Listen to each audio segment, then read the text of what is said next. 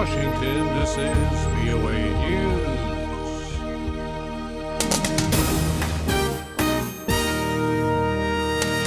Deadly blast hits Beirut. South Sudan peace talks set. The fighting goes on. I'm Ray Kouguell reporting from Washington. A densely populated neighborhood of South Beirut was struck by a blast, killing at least 5 people Thursday in an area known as a Hezbollah stronghold. The nature of the explosion is still not clear. Yeranian reports at our Middle East Bureau in Cairo. Ambulances rushed to the scene of the blast in the mostly Shiite suburb of Haret Hreik as rescue workers and young men searched for victims amid the rubble. Hezbollah's Al-Manar television reported that the explosion took place 200 meters from a political office belonging to the group, but denied that any top official had been targeted by the blast.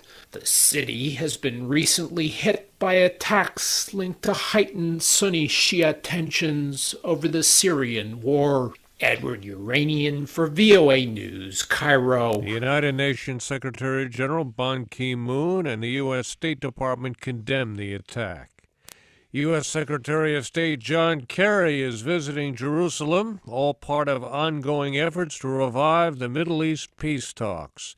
His trip comes amid growing doubts about the peace process.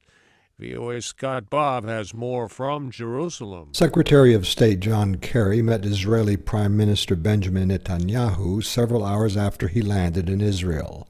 He said he realized that many people are skeptical that peace can be attained, but noted that Israeli peace agreements with Egypt and Jordan show that peace is possible. The time is soon arriving where leaders are going to have to make difficult decisions. We are close to that time, if not at it, and I think we understand the circumstances within which we are working. Mr. Netanyahu, in his welcoming remarks, accused Palestinian leaders of inciting their people to attack Israelis and said this created doubt that Palestinian Authority President Mahmoud Abbas sincerely wants peace. Scott Bob, VOA News, Jerusalem. The head of the hospital treating former Israeli Prime Minister Ariel Sharon says he is now in critical condition with declining function in several vital organs. Mr. Sharon is 85 years old.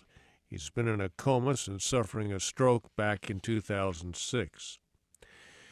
South Sudan's army says it is advancing toward rebel-held positions ahead of the formal start of peace talks between representatives of the country's president and a rebel leader. Government troops are battling forces loyal to former Vice President Riek Machar. The fighting continues as representatives of President Salva Kiir and Machar gathered in Ethiopia's capital Addis Ababa to discuss ways to end the deadly unrest. Formal talks are expected to begin Friday. A Congolese military commander who helped the government defeat M23 rebels was killed in a rocket attack.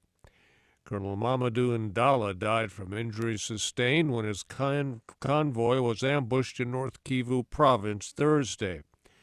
At least 2 other security officers were also killed. There is still no claim of responsibility. Pakistan's former leader, Pervez Musharraf, was due in court Thursday to face treason charges, but he didn't show up.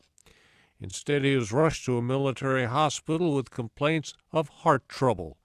Ayaz Gul has details. The high treason trial of former president and army chief Pervez Musharraf was halted until Monday at a 3-member special court in Islamabad. Defense lawyer Ahmed Raza Kasuri says a medical emergency prevented Mr. Musharraf from appearing in court on Thursday.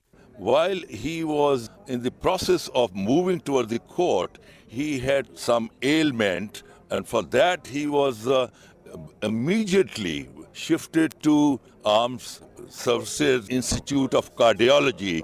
Mr. Musharraf was the army chief in 1999 when he seized power in a coup by deposing Prime Minister Nawaz Sharif.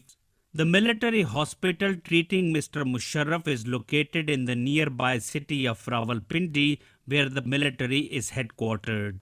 Ayaz Gul for VOA News, Islamabad. A major winter storm is taking aim at the northeastern United States after ravaging much of the upper Midwest with high winds, Arctic temperatures, and the New Year's first major snowfall. Blizzard warnings are in effect for large parts of New England, with Boston, Massachusetts expecting up to 35 centimeters of snow, driven by wind gusts of almost 80 kilometers an hour. Airports across the region have canceled hundreds of flights. I'm Ray Kouguell, VOA News. Details on these and other stories on our website at voanews.com.